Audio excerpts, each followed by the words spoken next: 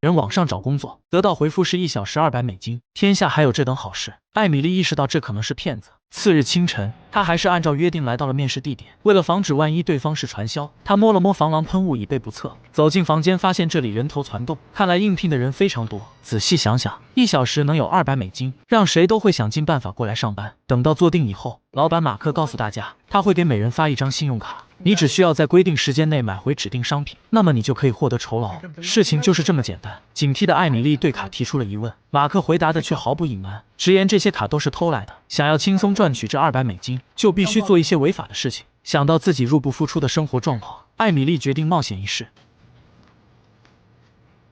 不久之后，艾米丽怀着忐忑的心情走进了一家大型超市，她注意到四周遍布的监控摄像头，心虚的赶紧找了顶帽子戴上。她将一件价值2000美金的电器放在收银台前，尽力保持镇定，拿出那张信用卡，然后再假装很自然的刷了下去，若无其事的看一眼收银员，然后再看看读秒的付款页。就在这短短几秒，艾米丽仿佛经历了几个世纪。当屏幕显示交易成功，艾米丽这才松了一口气。就这样，她不用花自己的钱，堂而皇之的买走了商品。然而事情并不顺利。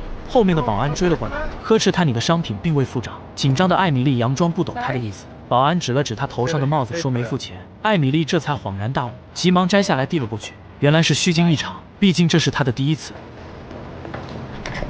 在把货品装上等待的车辆后，艾米丽收到了应有的报酬，如假包换的200美金以及一部手机和充电器。马克告诉她，如果你愿意继续，下次的报酬将是这次的10倍。而这句话让艾米丽十分震惊，因为高回报必然伴随着巨大的风险。其实原本拥有着高学历的艾米丽前途无量，只因年少轻狂犯下案底，自此断送了所有希望和美好。没有正经的大公司敢要她，这也让她从此捉襟见肘，甚至还要为上学时期的贷款而发愁。之后的日子里，艾米丽只能做着送外卖的工作，经常在跟时间赛跑。这天，她收到一个催债电话，从表情就能看出，艾米丽已经到了山穷水尽。恰在这时，马克送的手机也响了，打开一看，正是他的救命稻草。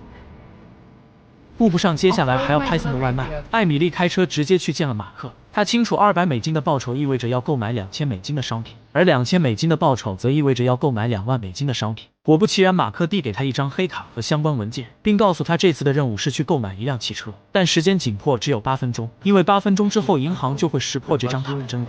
艾米丽心中忐忑不安，但在高额回报的诱惑下，她决定再冒险一次。艾米丽穿过繁忙的街道，来到了4S店的办公室。事情似乎比预期的要顺利，老板提议可以先试驾，但艾米丽礼貌地拒绝了。老板从未遇到过这样的客户，没想到对方竟如此爽快，自然也没有多想。很快，艾米丽便淡定地递上了所有手续。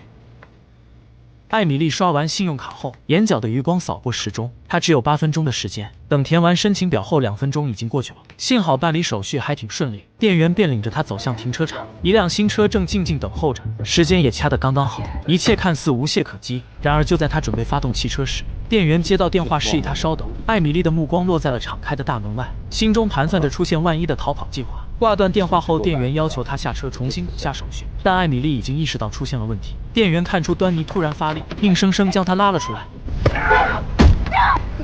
在混乱之后，艾米丽再次回到了车内，紧接着踩下油门冲了出去。她心里明白，如果被扣留下来，等待她的将只有牢狱之灾。与此同时，鼻子传来一阵刺痛，才意识到刚才的打斗让自己也受了伤。艾米丽本能的回头一看，发现店员果然追了过来。没有办法，只能拼命加速。正在这时，一辆汽车挡住了去路，艾米丽被迫停了下来，而后面的店员也开门下车，眼看是跑不掉了。艾米丽心头一横，拿出防狼喷雾，然后下车径直走了过去。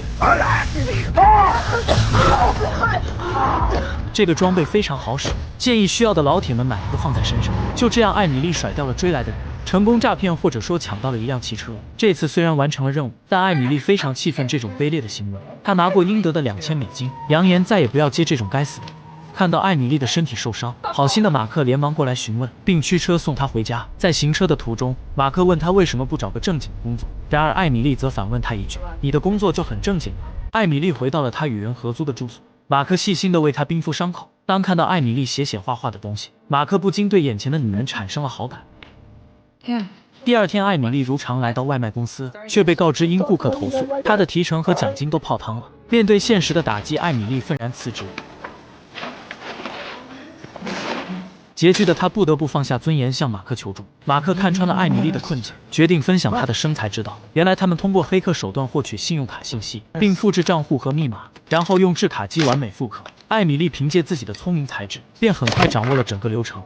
马克带着艾米丽来到一个仓库，将一台制卡机送给她，还附赠了一个电棍用于防身。回到住处后，艾米丽便迫不及待地开始尝试，并很快就制出了她的第一张卡。随后不久，她便完成了自己的第一单生意，同样的一件商品。这次他获得了$600，高额的回报来得太快，并在短时间内走上了人生巅峰。一贫如洗的艾米丽摇身一变成了有钱人。随着时间的推移，马克与艾米丽之间的情感迅速升温，最终两人成为了情侣。他们还共同购买了新房，并在一起畅谈人生。马克甚至带艾米丽回到老家去见了家长。可惜好景不长，在一次家庭聚会上，马克的表弟突然出现，原来他才是真正的幕后大老板。马克只不过是他的合伙人之一，没有过多的废话，他直接展示了一段监控视频，并指出艾米丽违反了行业规则，任何一张信用卡不准在同家店使用2次，而艾米丽却明知故犯。这样的做法，一不小心就会把他们全部暴露。鉴于这种不可饶恕的行为，表弟当场宣布将艾米丽踢出团队，从此以后不能再与他们有所瓜葛。第二天，马克怒气冲冲地坐进了艾米丽的车里，嘴里不停地嚷嚷着一切都完蛋了。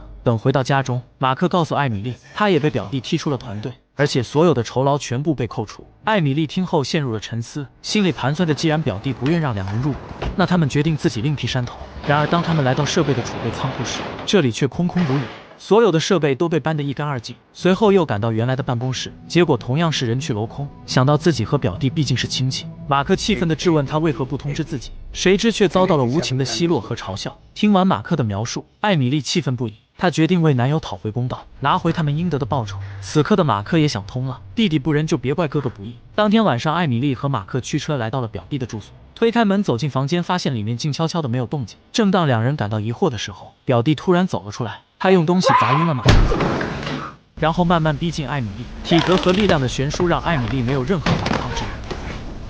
在紧张的对峙中，艾米丽的手摸到了口袋里的壁纸刀，她毫不犹豫地将其刺入表弟的腰部。她痛呼一声，手劲一松，艾米丽立刻将他压制在地，并逼问马克的钱放在了哪里。刀片紧贴表弟的脖颈，他不得不老实交代。最终，艾米丽在冰箱中发现了大量现金，她带着受伤的马克离开，但到了车上，马克已经不省人事，而汽车钥匙却怎么也找不到。当警车的声音越来越近，艾米丽心急如焚，她望了望昏迷的马克和装满现金的袋子，做出了一个艰难的选择。他对着马克说了声对不起，然后就拿起钱袋子离开。在此刻，他没有选择余地，只能任凭眼泪在脸上肆意流淌。等到安全之后，他脱掉外衣，然后坐上了一辆公交车。在这个城市里，他再也不能回来了。当警察查到他的住所后，艾米丽已经离开了这里。